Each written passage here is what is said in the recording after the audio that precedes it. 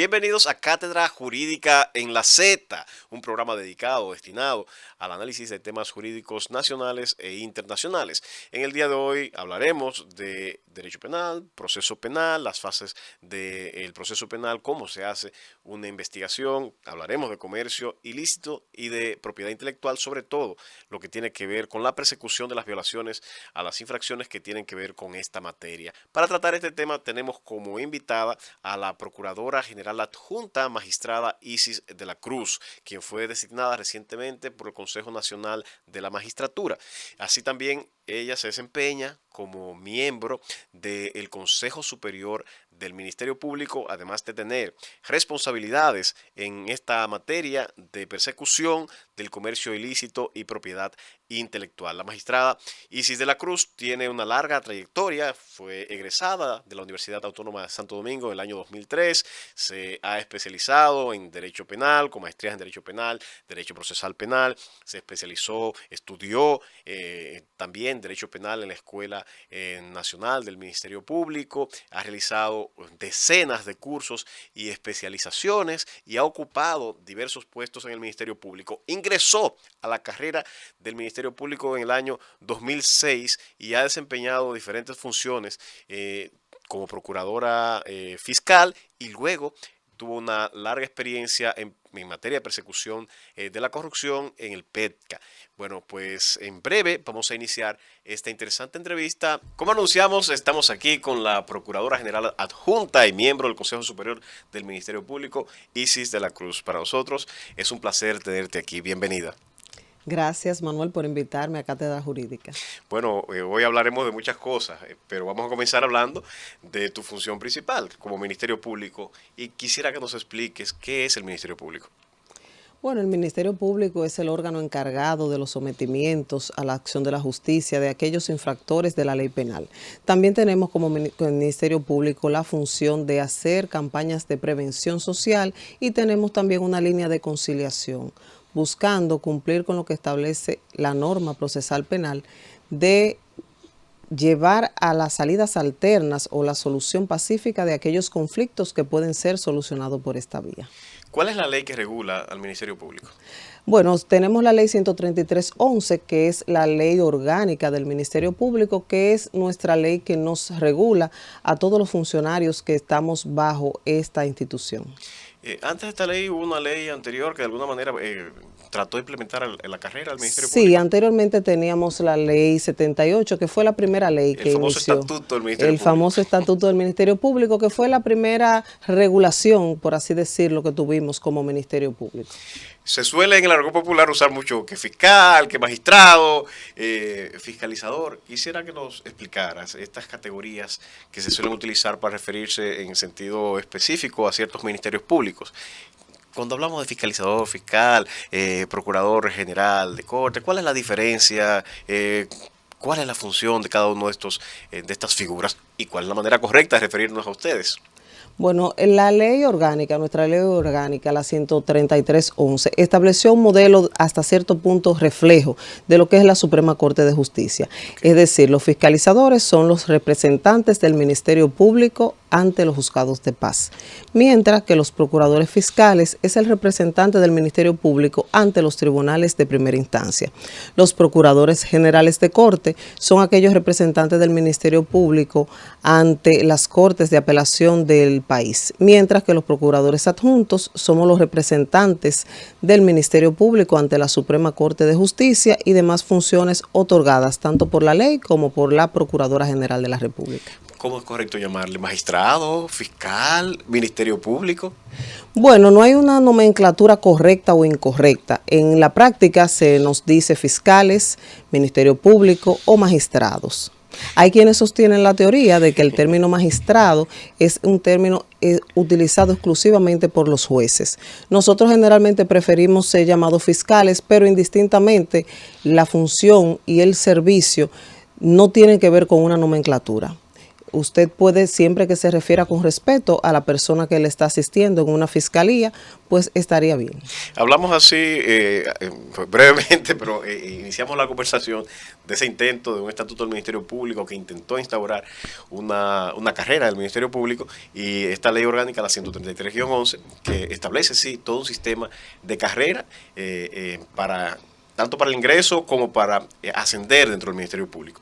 Yo quisiera un poco que nos explicaras cómo se ingresa y cómo se va ascendiendo en ese escalafón dentro del cuerpo del Ministerio Público. Fíjate, Manuel, tanto el Estatuto del Ministerio Público como la ley orgánica actual y vigente buscaron establecer un sistema de carrera donde se ingresara por concurso público de oposición. En mi caso, soy de esa primera promoción de fiscales egresados de la Escuela Nacional del Ministerio Público. ¿En qué año ingresó? En el año 2006 ingresé formalmente a la carrera luego de un concurso de oposición y permanecer en la escuela en una formación de 9 meses más 3 meses de pasantía. Ok, y después que se cumple con ese requisito, pasa el concurso, entra a un curso especial en la escuela, hacen una pasantía y después, ¿qué ocurre? ¿Entran en qué categoría dentro del Ministerio Público? Ingresamos al Ministerio Público en la categoría de fiscalizador. Ok, y luego de ahí, ¿qué tiempo tienen que durar como fiscalizador para poder ascender a otra posición? La ley establece que debemos de durar 4 años en la función y posteriormente entonces optar por ser procurador fiscal. Pero yo conozco muchos fiscales que tienen mucho más de 4 años en la función y que incluso le atribuyen funciones de fiscales y siguen siendo fiscalizadores. Es correcto. ¿Por qué ocurre eso? Dentro de lo que es la ley orgánica del Ministerio Público, está establecido que debe de existir un escalafón, que es aquel órgano o aquel mecanismo que va a permitir jerarquizar la carrera. Hasta este momento no tenemos un escalafón vigente y es por eso que hay personas que tienen más de 4 años en sus funciones. ¿Y por qué no hay un escalafón vigente? ¿Eso es mediante resolución, reglamentación interna? Tiene ¿O hace falta alguna ley? Tiene que ser aprobado por el Consejo Superior del Ministerio Público. Hay un proyecto de escalafón que se encuentra en estos momentos en estudio. Pero que también recordar que el Poder Judicial fue impugnado el reglamento precisamente que organizaba el escalafón por irregularidades que le acusaban precisamente o le alegaban los jueces que atacaron esto, y fue declarado inconstitucional porque fue aprobado por un órgano que no tenía la competencia. Esperemos que no ocurra lo mismo con el del Ministerio Público, pero vamos a seguir en el tema del escalafón. Se va a un concurso de oposición, se entra a la escuela del Ministerio Público, se hace una pasantía, se inicia ya la función como fiscalizador. Se debe durar en teoría 4 años y luego de ahí se puede ascender a fiscal, ¿no?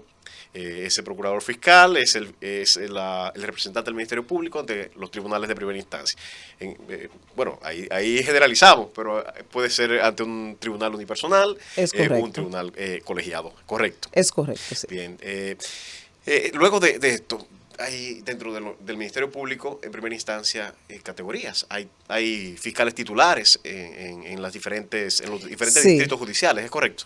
Dentro de lo que es la organización ya del Ministerio Público, dependiendo de las fiscalías, usted puede tener fiscales conciliadores, fiscales investigadores y fiscales litigantes. En cada jurisdicción donde existe una procuraduría fiscal, pues hay una persona encargada de dicha fiscalía que es el fiscal titular de la jurisdicción.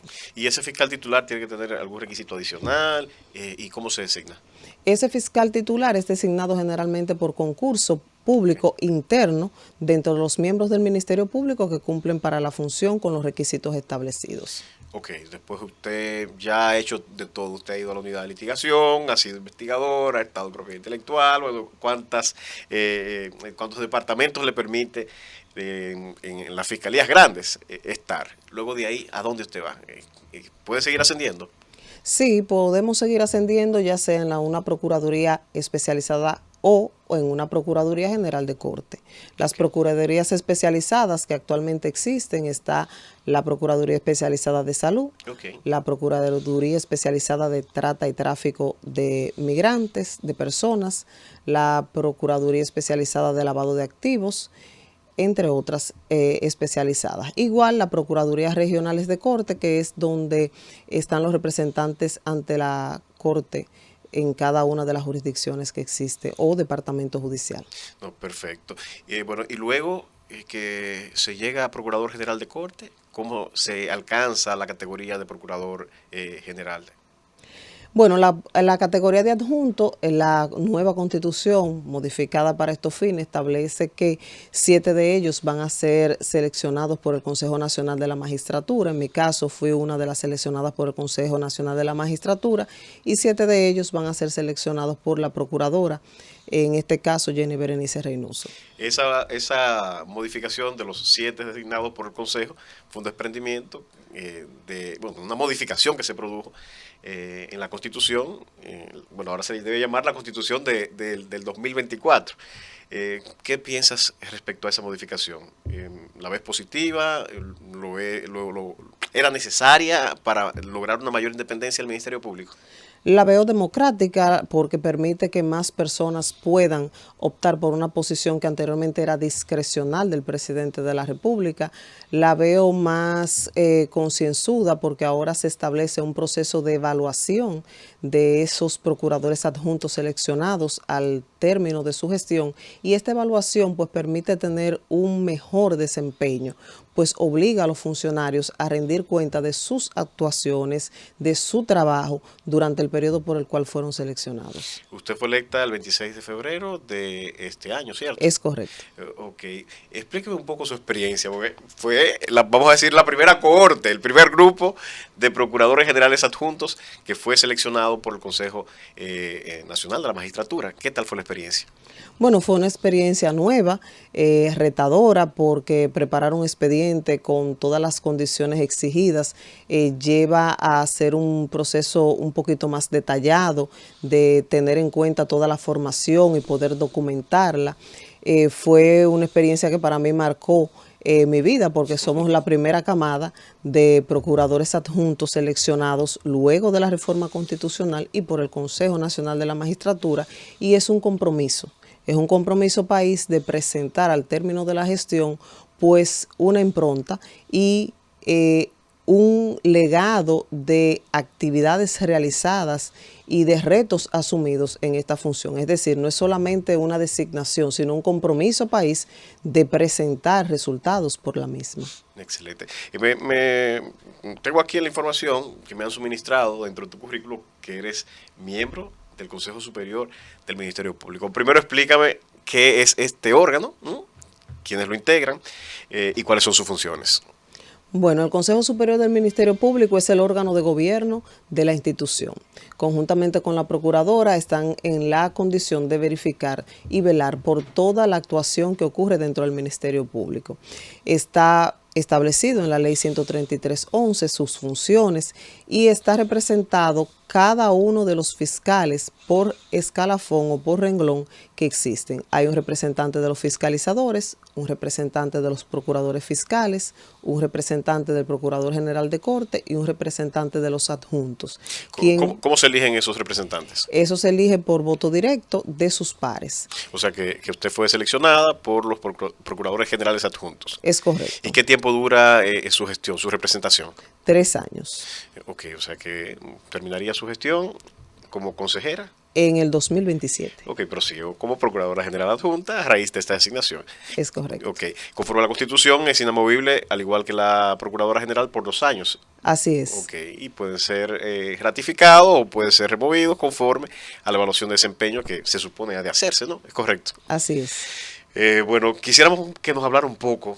Ya hemos visto todo este engranaje de cómo está integrado el Ministerio Público por dentro y quisiéramos hablar de su experiencia personal. Viene de una larga trayectoria, 2006 al 2025, que estamos actualmente casi 20 años. Bueno, usted comenzó siendo una niña, pues eso obviamente.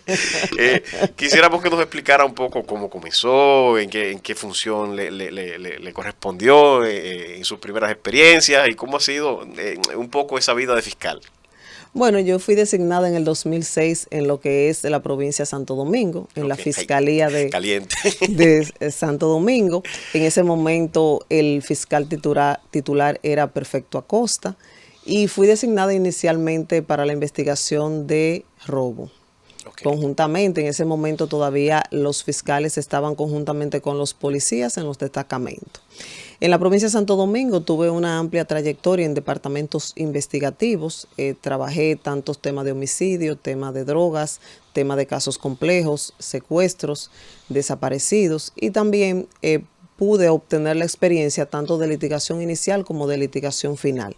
Okay. Lo que me permitió tener una experiencia en cada una de las etapas que el Ministerio Público puede accionar siendo procuradores fiscales. De ahí paso a la Procuraduría Especializada de Persecución de la Corrupción Administrativa, PETCA, en el 2017, donde ya empecé a trabajar las investigaciones de este tipo de infracciones. Bueno, dio el salto de la Fiscalía de primera instancia hacia la Procuraduría Especializada en Persecución de la Corrupción. Es correcto. O sea, no pasó por corte. Sí, fui designada procuradora de corte estando en la Procuraduría Especializada de Persecución de la Corrupción Administrativa. ¿Y qué tal la experiencia en esos procesos que son tan complejos y que tienen un escrutinio público tan marcado? Fue una experiencia para mí novedosa, primero porque es una investigación distinta a las investigaciones ordinarias. Okay. Las investigaciones de este tipo penal llevan una especialización en otras áreas, como el área de lavado de activos, el área de derecho societario, todo lo que es la estructura de las constituciones de compañías y de cómo se utilizan estas en algunos ilícitos o infracciones. Aprendí mucho de lo que es la criminalidad organizada y cómo se establecen estas estructuras en diversos sistemas. Y de las experiencias que tuvo en todos esos espacios, desde robo, en temas de corrupción, de todos esos casos, ¿nos podría referir a alguno que otro caso que le marcara de forma especial y por qué? Bueno, de forma especial los casos siempre de abuso sexual me marcaron mucho porque el tú poder sacar a un niño de ese círculo en el que estaba viviendo para mí siempre fue un gran reto y esos fueron los casos que mayormente me marcaron. Los casos de homicidio son también unos casos bastante dolorosos, pero llevan una investigación que al final del día pues le da a la familia un consuelo de que por lo menos el familiar que perdieron no murió en vano y su hecho pues tiene una solución, una sanción correspondiente. Bien, yo quisiera ahora comenzar a tratar un poco del procedimiento que ustedes tienen siempre delante. Ustedes tienen que perseguir el crimen y el delito y dentro de esa responsabilidad tienen que realizar una investigación que no es nada fácil. Quisiera un poco que abordáramos este tema. Vamos a iniciar en este segmento y vamos a continuarlo en el siguiente. Y quisiera que nos explicara cómo inicia un proceso penal.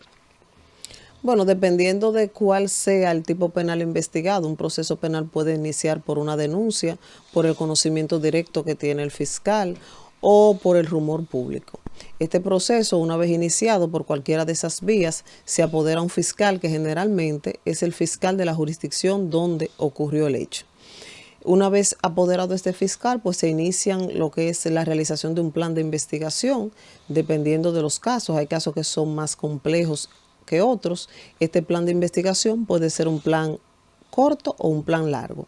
En este plan de investigación lo que el fiscal plasma generalmente es el tipo penal investigado, las diligencias que entiende debe de hacer para completar su investigación, las partes involucradas y una hipótesis de lo que entiende pasó.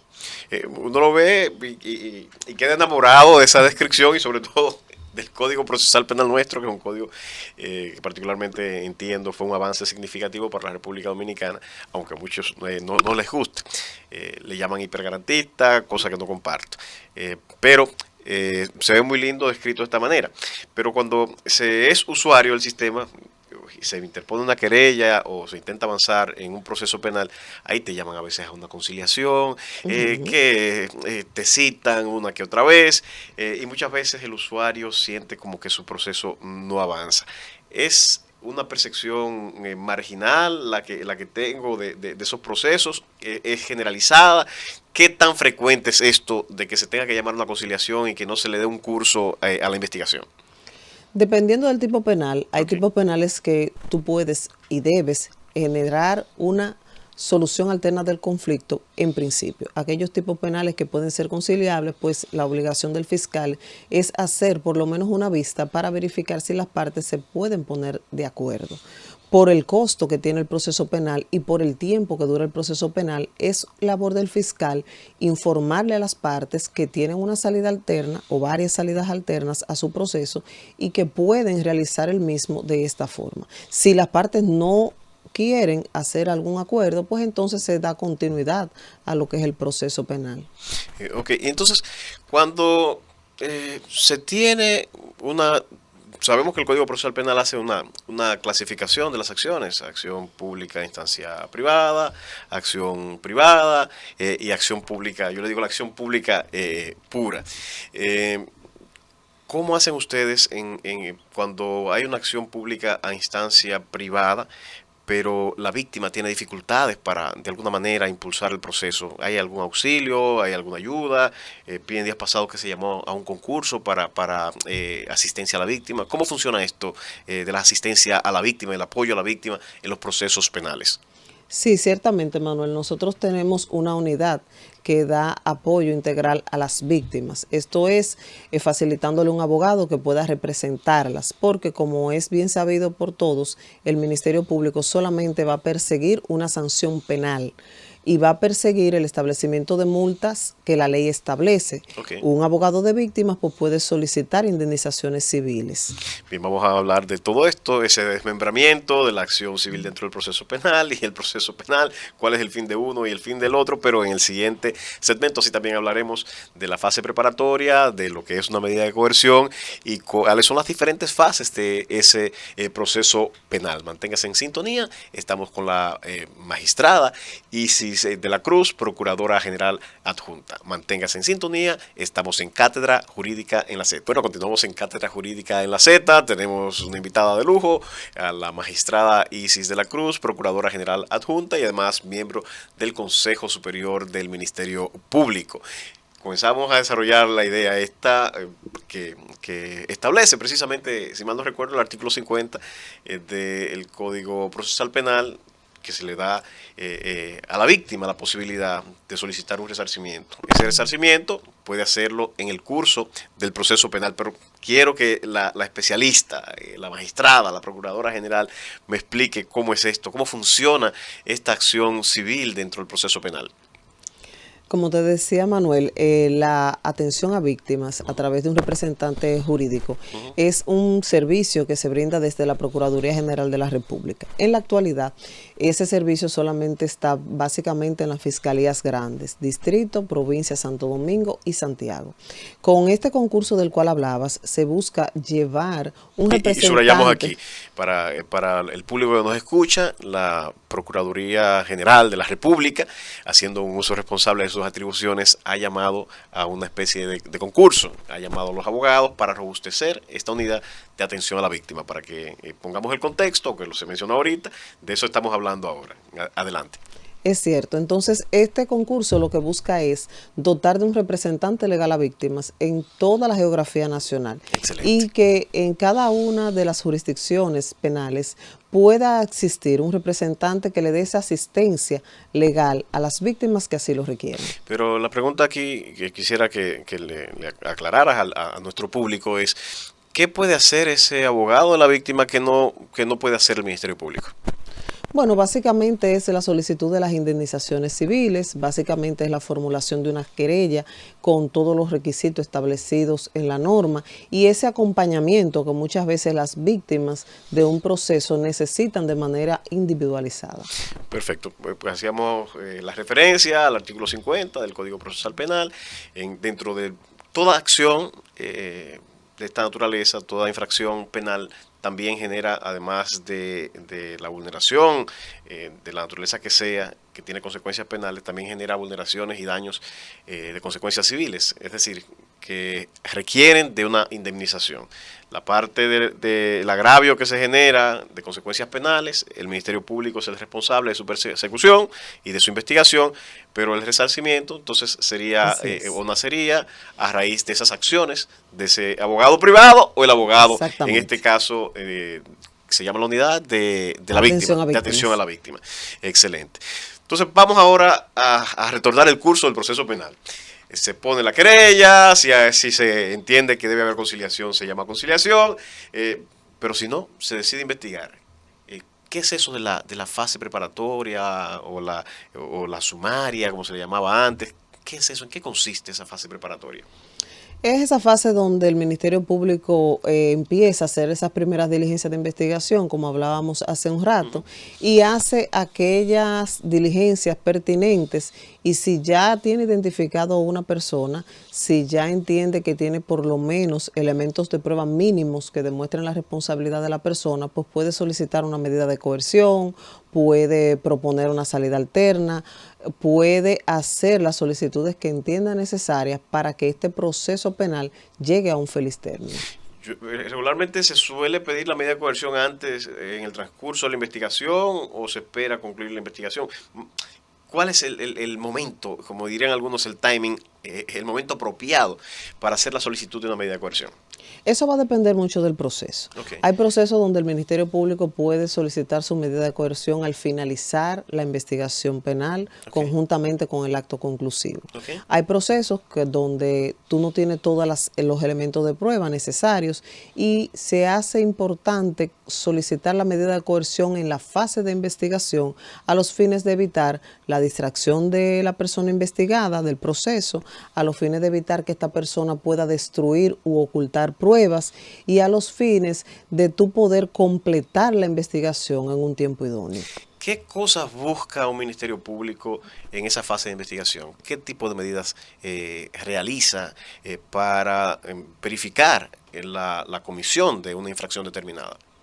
Bueno, en sentido general, sabiendo que cada caso es particular y que cada tipo penal lleva sus diligencias de investigación específicas, en sentido general el Ministerio Público busca testigos, que son aquellas personas que pudieran establecer cómo, cuándo y dónde ocurrieron los hechos, busca elementos que puedan corroborar la denuncia o la información inicial que tienen, o confirmar su hipótesis. En estos momentos, en esta era digital, se buscan muchas cámaras de seguridad que puedan existir, que puedan haber recabado o guardado el momento donde ocurrieron los hechos. Si son informaciones financieras, en el caso de investigaciones relativas al lavado de activos o donde hay un intercambio de dinero que puede darse a través de cuentas bancarias. Esas son las diligencias que se pueden determinar como básicas o iniciales, dependiendo siempre de cuál sea el tipo que vayamos a investigar. Hay una teoría ahí que es la teoría del árbol envenenado. Si la forma de acceder a una prueba fue o tuvo una vía ilícita, bueno, ya se contamina toda la cadena de pruebas que se deriva de ella. ¿Cuáles acciones del Ministerio Público requieren, por ejemplo, una autorización de un juez para actuar y obtener una prueba? ¿Qué tipo de actuaciones? Correctamente. El Ministerio Público tiene que garantizar siempre los derechos fundamentales que tiene todo ser humano. Okay. Y es por eso que la norma procesal penal establece que necesita la autorización de un juez para determinadas diligencias. Si voy a escuchar un teléfono, necesito una autorización judicial de interceptación telefónica. ¿Pero para cualquier infracción se puede solicitar una interceptación telefónica o requiere para ciertos tipos solamente? Solamente para ciertos tipos. Para penas generalmente mayores se solicita autorización judicial para interceptación telefónica. Okay. La interceptación telefónica es una diligencia particular y especial para determinados tipos penales. Ese permiso no puede ser retroactivo, solamente para el futuro. ¿O puede ser retroactivo? Ese permiso es para intervenir el teléfono por un tiempo determinado a partir de la solicitud que realiza el Ministerio Público. A partir de la solicitud, a futuro. Es correcto. También necesitamos autorización judicial en el caso que necesitemos información financiera, información altamente sensitiva de las personas, requieren de la autorización de un juez antes de que el Ministerio Público pueda acceder a ellas. Y por ejemplo, si tienen que entrar al domicilio de alguna persona, ¿también se requiere permiso del juez? Igualmente, lo que es un allanamiento o registro de morada, como forma parte de la intimidad de un ser humano, como forma parte de su privacidad, un juez debe de autorizar previamente la autorización, valga la redundancia, de que un Ministerio Público pueda interrumpir a esta vivienda, a este domicilio. Se discute mucho, bueno, ya obtuve la orden de allanamiento, ingresé a la casa. Se discute mucho en los mentideros jurídicos si esa orden te autoriza a secuestrar. Debe decir la orden de allanamiento que también está autorizado a secuestrar cualquier objeto, o a efectos del allanamiento puede el Ministerio Público legalmente secuestrar objetos que pudieran comprometer la responsabilidad penal del imputado. Bueno, Manuel, esa es una de las teorías o de las líneas que entre los abogados tenemos dos versiones. Está esa versión. Yo como Ministerio Público digo, ¿para qué yo voy a ir a una casa si no es Si no a buscar buscar algo, a buscar pruebas? Ciertamente se ha dado que se hace necesario después del secuestro de algunos elementos electrónicos, por ejemplo, computadoras, celulares, se hace necesaria la extracción de la información. Yo tengo el secuestro, bien, correcto, pero entonces para extraer esa información ya yo necesito una autorización específica, excelente, donde yo señale y describa el aparato electrónico que le voy a extraer la información. Sí, sí, no, también en el caso de que yo en el proceso del allanamiento está investigando, podría ser el caso de narcotráfico, pero se encuentren con un tema de trata de personas, ¿pueden, a efectos de la misma orden de allanamiento, extender la investigación, o deben retirarse a pedir una autorización de nuevo y para poder investigar estos otros delitos y crímenes? Bueno, ya la jurisprudencia ha establecido que esos son hallazgos inevitables que pueden ser demostrados. Solamente tenemos que fundamentar en nuestra acta de allanamiento, ya con nuestra autorización, todos los ilícitos que nosotros pudimos comprobar. Inicialmente, la autorización judicial que da un juez es por un tipo penal específico, pero si ocurriese otro en la investigación o en el transcurso del allanamiento, pues yo entiendo que con el registro y la descripción en el acta de allanamiento de todos los hallazgos encontrados es suficiente, y es algo que ha respaldado ya la jurisprudencia, como hablamos anteriormente. ¿Hay algún supuesto en el que se le permita a la autoridad policial o al Ministerio Público ingresar a un domicilio? Sí, están los supuestos de cuando hay un llamado de auxilio donde tú puedes entrar de manera inmediata. Se da mucho en los casos de violencia de género, donde ocurren la intrusión o la intromisión, por así decirlo, de la policía de manera urgente por los hechos que están ocurriendo allí. Y en los casos en los que hay flagrancia y se le da seguimiento, persecución, si hay persecución y entra a algún domicilio privado, ¿podría la persona o el policía o el fiscal que esté haciendo la persecución entrar a ese domicilio?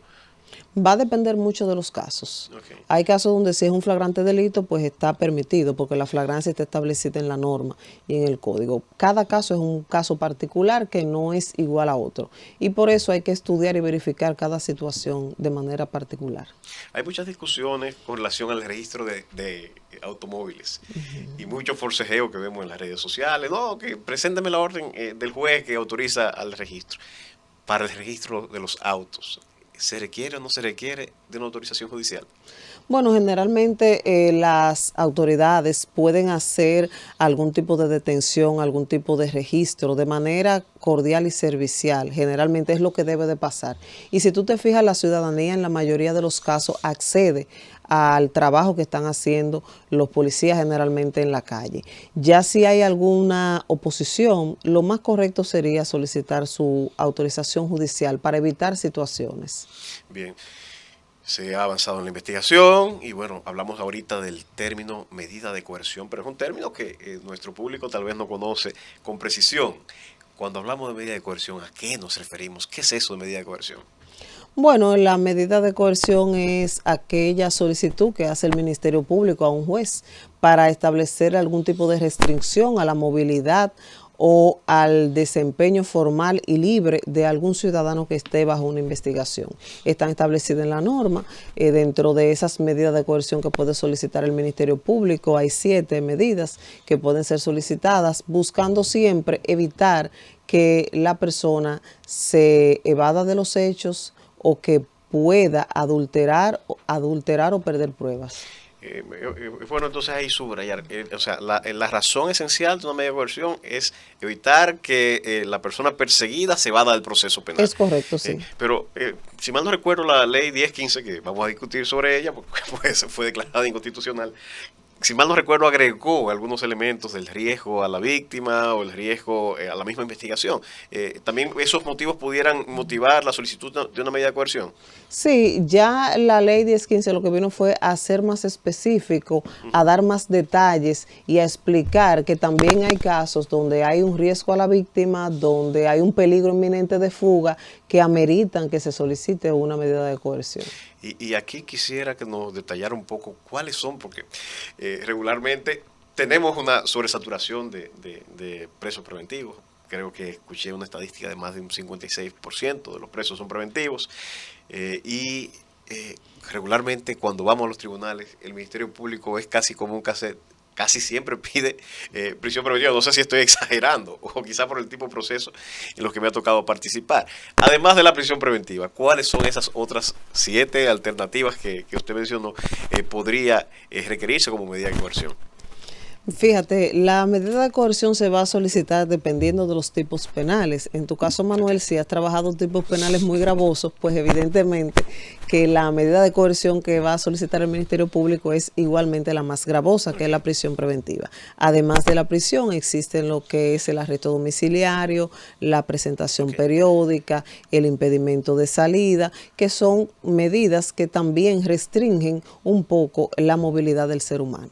Además de la, vamos a decir, del tipo de infracción, la gravedad de la infracción, ¿qué otros supuestos debe tomar el juez para decidir qué tipo? Porque al fin de cuentas ustedes solicitan como Ministerio Público, pero el juez es que tiene la responsabilidad de decidir, y ahí le descargo a ustedes de responsabilidad. Finalmente el juez es quien debe tomar la decisión. ¿Qué otros supuestos son los que debe ponderar el juez para decir sí, aquí cabe la medida de coerción o no, no cabe ese tipo de medida de coerción, voy a imponer otra menos lesiva? El juez siempre va a valorar el peligro de fuga, Okay. siempre va a valorar la gravedad de los hechos y va a valorar también la posible pena a imponer. Okay. Hay aquellos casos que son muy gravosos, cuya pena es muy alta, donde los jueces generalmente valoran esto al momento de imponer una medida. ¿Qué tipo de pruebas se requiere? Porque, vamos a ver, para una medida de coerción, que es a veces se toma o se solicita en etapas incipientes, entiendo no debe ser tan exigente la cintila probatoria que ha de presentarse frente, por ejemplo, a un juicio de fondo o a una audiencia preliminar. ¿Hay diferencias entre la exigencia probatoria en la etapa de medida de coerción y frente a otras etapas del proceso? Sí, claro, las medidas de coerciones tomadas en una fase inicial de lo que es una investigación le permite al fiscal presentar una cintila, como tú bien dijiste, o pruebas simples que tengan en el momento de la ocurrencia de los hechos y de iniciada su investigación. Sin embargo, ya al momento de presentar un acto conclusivo, pues el requerimiento probatorio es todavía más extenso, es más riguroso, hay que cumplir con mayor cantidad de normas al momento de establecer lo que sería una acusación. Ya hemos hablado de acto conclusivo, son palabras mayores. Vamos entonces a hablar de esto. Se hizo la investigación, ya la persona tiene una medida de coerción. ¿Cómo termina esa investigación? ¿Qué es un acto conclusivo? ¿Cuáles son las diferentes formas en que pudiera terminar esa fase preparatoria? Bueno, la norma le establece al Ministerio Público que una vez iniciada su investigación y sometido o conocida la medida de coerción, tiene, dependiendo de la medida impuesta, un tiempo para presentar un acto conclusivo. Okay. Este acto conclusivo puede ser una acta de acusación donde se presentan los hechos y los elementos de prueba que vinculan a la persona con esos hechos iniciales, o puede ser un archivo o una salida alterna al proceso. Ok, bueno, me encantaría que nos explicara más cuáles pudieran ser esas salidas alternas al proceso.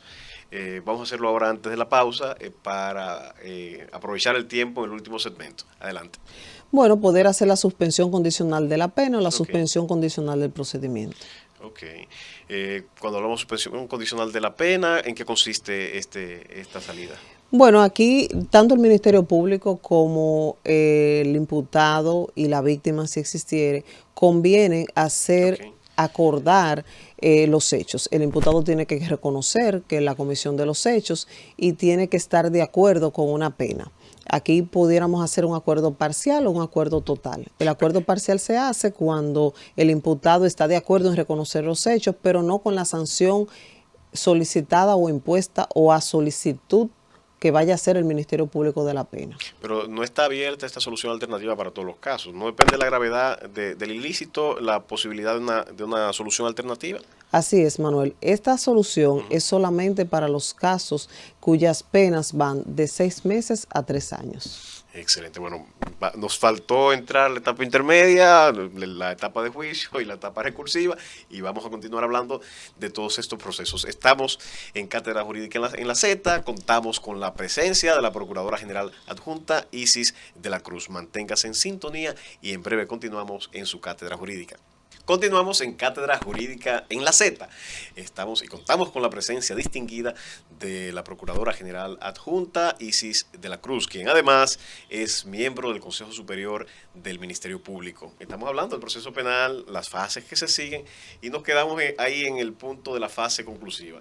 Si al fin de cuentas lo que se ha decidido, el Ministerio Público luego de su investigación dice, tengo pruebas suficientes y quiero seguir adelante, ¿qué tipo de acto conclusivo debe depositar y ante quién? Bueno, debe depositar lo que es una acusación ante el Tribunal de Primera Instancia. Ok. ¿Ese juez que conoce es el juez de la instrucción? No. Correcto. Iba a conocerlo en esa etapa intermedia. Pero, ¿qué hace ese juez de la instrucción que no hace el juez de juicio? ¿Cuál es la diferencia entre ese proceso ante el juez de la instrucción y el proceso que se sigue ante el juez de fondo? Bueno, Manuel, el juez de la instrucción valora el trabajo realizado por el Ministerio Público. Okay. Verifica si las pruebas aportadas por el Ministerio Público son lícitas, si fueron obtenidas de manera lícita con las debidas autorizaciones en el caso que aplique, si son útiles para el proceso y si vinculan esas pruebas a la persona que el Ministerio Público está sometiendo. Si todas estas pruebas cumplen con estos requisitos establecidos en la norma procesal penal, pues el juez puede dar un auto de apertura a juicio, que es lo que permite el paso allá el conocimiento del proceso en un juicio. Es decir, que esa audiencia preliminar es una especie prácticamente de evaluación o juicio a la investigación que hace el Ministerio Público. Es correcto. No se refiere a la culpabilidad ni inocencia, sino a ese proceso de investigación y si hay suficiencia y legalidad de la prueba.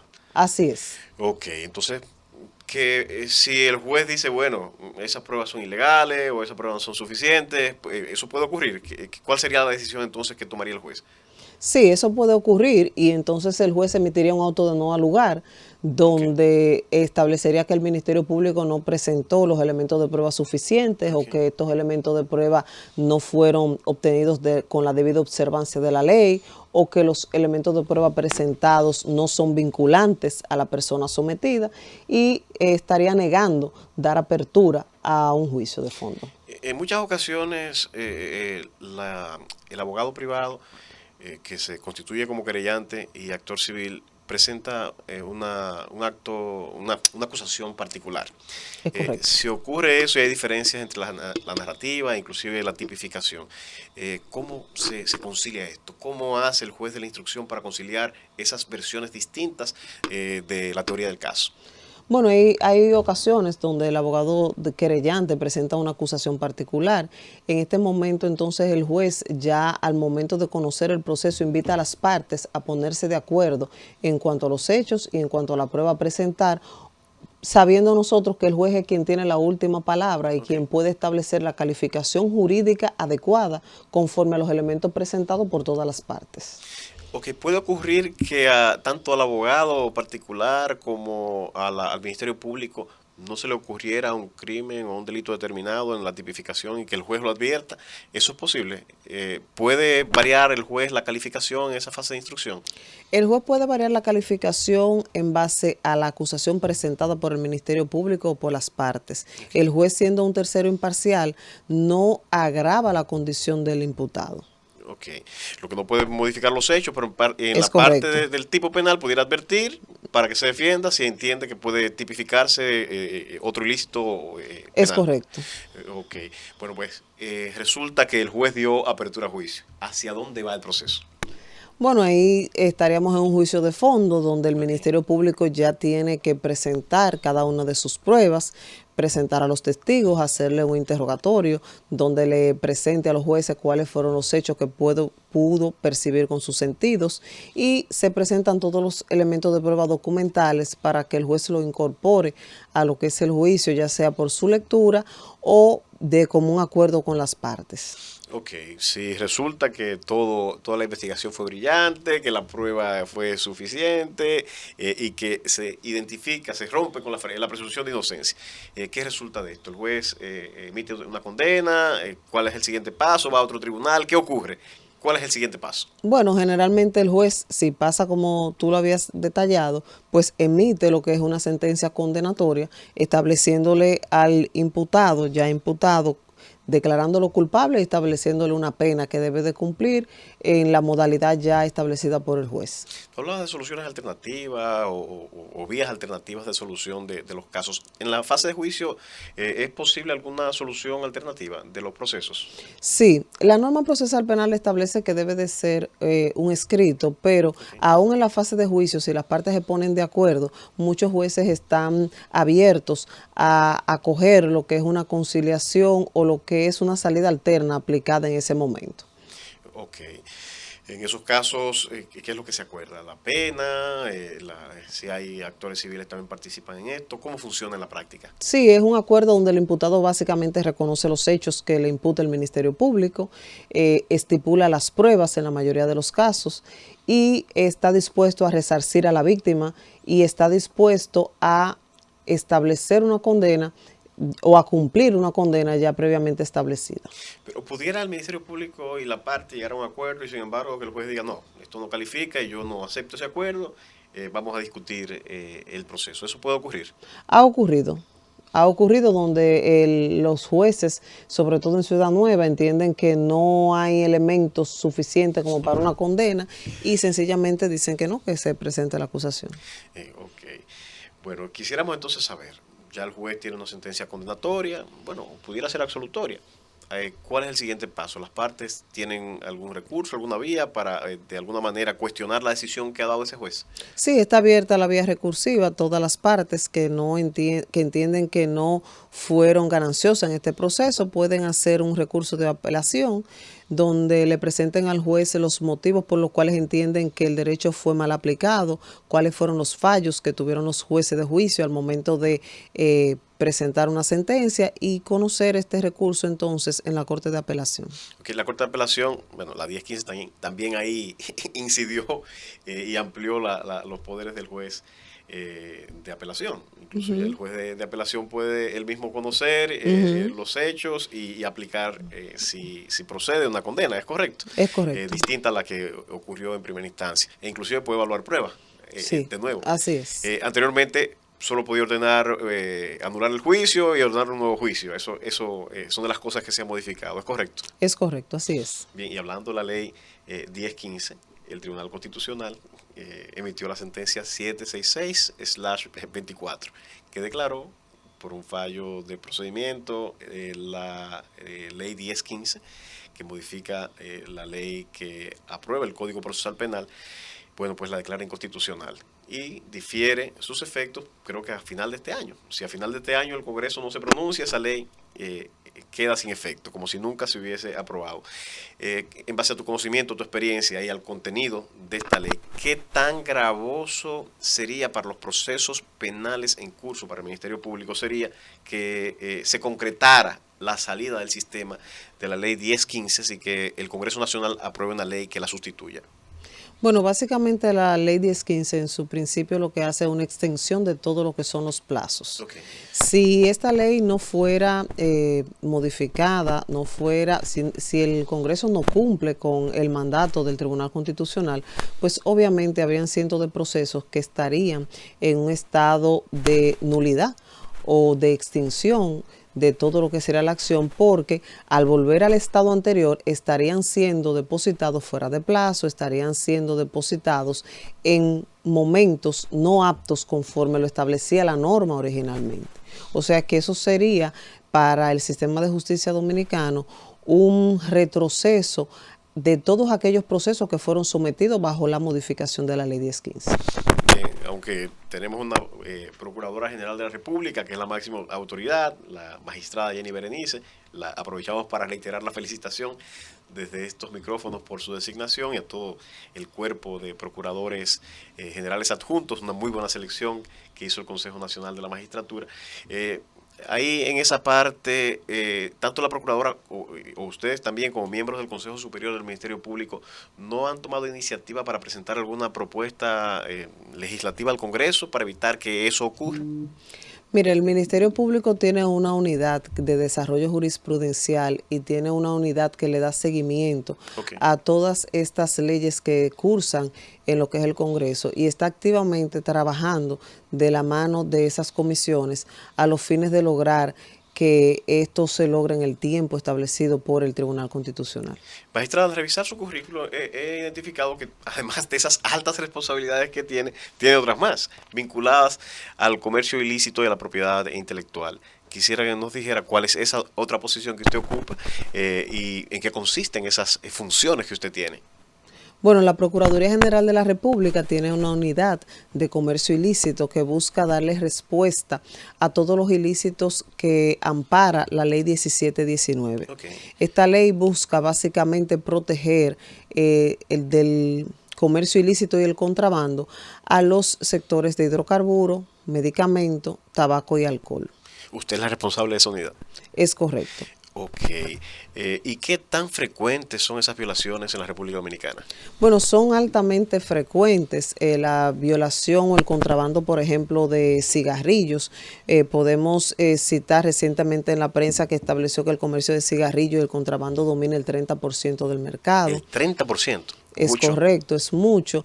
El Estado deja de percibir cerca de 600 millones en lo que es el impuesto selectivo al consumo por este contrabando o comercio irregular de estas mercancías. Más la competencia desleal con los que sí traen mercancía Es ilícita. correcto, es una afectación para el comerciante, para los empresarios que pagan impuestos, que cumplen con todos los registros sanitarios, que cumplen con todas las normas de seguridad y tienen que colocar su producto en el mercado con todas estas rigurosidades, mientras que hay un comercio ilícito que se mantiene trazándole a la población un elemento de preocupación o de complejidad. ¿Por qué? Porque el uso de comercio ilícito, el uso de mercancías ilícitas es una afectación a la salud, es una afectación grave, donde, por ejemplo, por el consumo de bebidas alcohólicas se puede hasta perder la vida. Claro, esas importaciones ilícitas no hay seguridad ni garantía de que estén en condiciones aptas para el consumo humano. ¿Cuáles son las principales mercancías que se suelen importar de esa manera ilícita o ingresar al país de forma ilícita? Tenemos el tema de los cigarrillos. Ya, exactamente, las bebidas adulteradas, bebidas alcohólicas. Las bebidas adulteradas, tenemos el tema de los hidrocarburos o combustibles y los medicamentos que tanto daño hacen a la salud cuando son consumidos de manera adulterada. ¿Cuáles acciones, bueno, tiene poco tiempo, imagino yo, en la posición como responsable o no? ¿Qué tiempo tiene? Tenemos un año, Perfecto. Un año y un mes. En el tiempo que tiene en la posición, ¿cuáles acciones ha impulsado para de alguna manera reducir ese comercio ilícito? Bueno, durante este año hemos trabajado de la mano con el sector privado para la firma de protocolos de actuación donde se establezcan los lineamientos básicos o las pautas mínimas de actuación, tanto en la investigación penal como en aquellos casos de derecho administrativo sancionador, para establecer estas reglas bajo las cuales pudiéramos estar trabajando. También representamos a la Procuradora General de la República ante el Consejo Interinstitucional Público-Privado de Prevención del Contrabando y Mercancías Ilícitas, donde se reúnen tanto las instituciones públicas que tienen que ver con el tema, esto es el Ministerio de Industria y Comercio, Proconsumidor, Indocal, Aduanas, y la DGI, conjuntamente con el sector privado, los representantes de las farmacéuticas, del alcohol, del tabaco y de los hidrocarburos. ¿Para qué? Para buscar acciones que fomenten la prevención de la comisión de estos ilícitos. ¿Y ha sido efectiva esa comisión en esa prevención? Sí, ha sido efectiva porque se ha logrado un trabajo mancomunado que ha permitido, por ejemplo, sacar al país de la lista 301, que es una lista de observancia de los Estados Unidos, donde los Estados Unidos han podido reconocer que las acciones puntuales realizadas por el Ministerio Público y las organizaciones públicas y privadas han merecido que este país salga de esta lista 28 años después. Es decir, la República Dominicana tenía 28 años en esta lista y a partir de estas acciones que se han venido realizando, pues pudimos salir de la misma. Antes de entrar al detalle, que nos explique mejor en qué consiste esa lista, quisiera que nos tratara un tema que sé que es urticante y molestoso para muchos comerciantes, y es el que tiene que ver con algunos comerciantes de origen asiático, específicamente. Se han tomado medidas específicas para un poco paliar esa situación a los que le atribuyen una responsabilidad muy amplia en cuanto a la carga de ese comercio ilícito. Bueno, dentro de lo que son los comerciantes asiáticos, algunos de ellos han sido sometidos por diversas infracciones, básicamente infracciones impositivas o evasión fiscal o algunos de los delitos tributarios señalados por la ley. También, como ustedes saben, muchos de estos casos tienen alguna situación irregular en materia laboral y por eso se han hecho prácticas conjuntas viendo cada caso de manera particular y haciendo los sometimientos y las investigaciones del lugar. Muy bien. Explíqueme, vamos ahora a desglosar un poquito, porque me gustó mucho la información. Hemos hablé creo en otra cátedra jurídica del tema, pero contamos ahora con la persona que está a cargo actualmente, vamos a decir, de recibir el impacto positivo de salir de esa lista de observación del informe especial 301 que emite Estados Unidos. Pero primero, ¿qué es ese informe, ese observatorio? ¿En qué consiste y cuál es el impacto que tiene el estar o dejar de estar en esa lista para la República Dominicana? Bueno, el observatorio es un observatorio de Estados Unidos que verifica el compromiso que tiene el país con la persecución del contrabando, del comercio ilícito y la protección de la propiedad intelectual. En este observatorio se verifican las acciones que el país va desarrollando para contrarrestar todos estos ilícitos. ¿En qué beneficia al país? Beneficia al país en que genera un clima de seguridad, genera un clima de inversión que permite aumentar las inversiones en la República Dominicana sobre estos particulares. Y en materia de protección a la propiedad industrial, la propiedad intelectual, ¿qué acciones se han tomado desde el Ministerio Público? Primero, para merecer salir de esa lista y segundo, para procurar mantenerse fuera de esa lista. Bueno, se ha continuado con la formación de los enlaces. Nosotros dentro de la República Dominicana tenemos en cada jurisdicción un enlace que trabaja y que está especializado en la investigación de comercio ilícito y en la investigación de propiedad intelectual.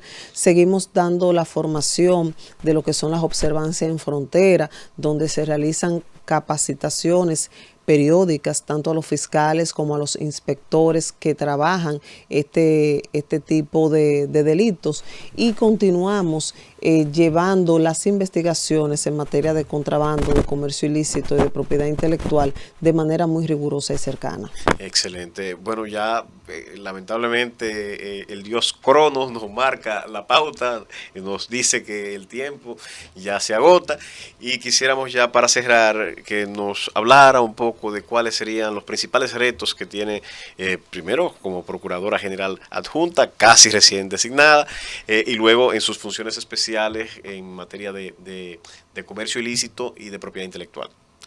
Bueno, como directora de comercio ilícito y propiedad intelectual, los mayores retos que tenemos es mantenernos fuera de la lista del 301.